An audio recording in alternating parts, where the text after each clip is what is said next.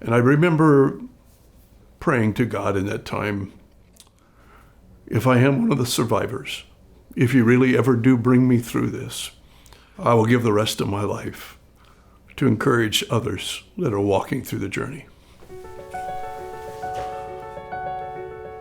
I'm Steve Smith. I'm in the financial services business. I like to think of myself as a living benefits specialist, helping people access insurance products that you don't have to die to use, where you're able to access a portion of the death benefit while you're living in case there is a diagnosis of a terminal illness, a chronic illness, a critical illness, or critical injury. Well, I was raised in the home of a pastor. Actually, I'm a third-generation pastor. And so at the age of 25, I'm speaking at a Bible conference. And all of a sudden, as I'm speaking, it feels like literally a shot goes right through my chest and my heart. Within a matter of days, I found myself in the doctor's office and saying, "Doctor, something is not right. Something's wrong. I'm struggling to breathe." And he said, "Well, let's do a chest X-ray and let's just see what's up." And I'll never forget as he came back in the door. He was as white as the wall, and he said, "Let me show you what I found." And I remember him putting the X-ray film up on the lighted wall, and he said, "This mass around your heart area is not normal." He said, "I've already made the phone call to the major hospital 3.5 hours away. You're not to drive, but you're to get there as quickly as you possibly can. They'll be waiting for you." And here I am as a young father with a diagnosis of stage 4 Hodgkin's disease, no life insurance. They didn't have living benefits back then.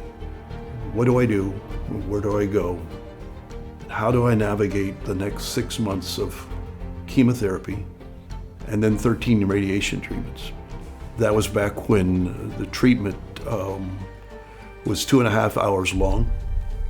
The meds were so powerful. I remember the nurses would be fully gowned and they literally would reach through holes in the glass to mix the meds and touch the meds that they were putting into my body. And I'll never forget, I was having a especially hard time one day, and the nurse, with tears, said, no one should ever have to go through this. Sometimes I wonder if I would have been able to make the journey without that care.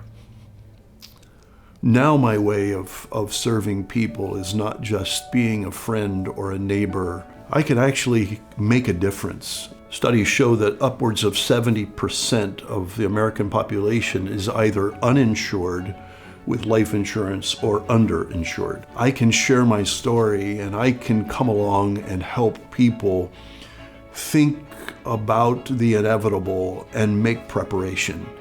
To put a plan in place where, unlike my story, they are not unprepared. Life insurance coverage has changed since I had my story. Now we offer the opportunity for the death benefit to be accessed while you're living, should there be a major illness in your life. It provides options. It provides hope. Living without living benefits, it's just not necessary. You don't have to live that way any longer. You really can live with a deep sense of I'm providing well. I'm making provision well for my family. Take the opportunity to sit down with a financial professional. Make provision now, because those you love are going to live. And they can live so much better because of the plan you put in place.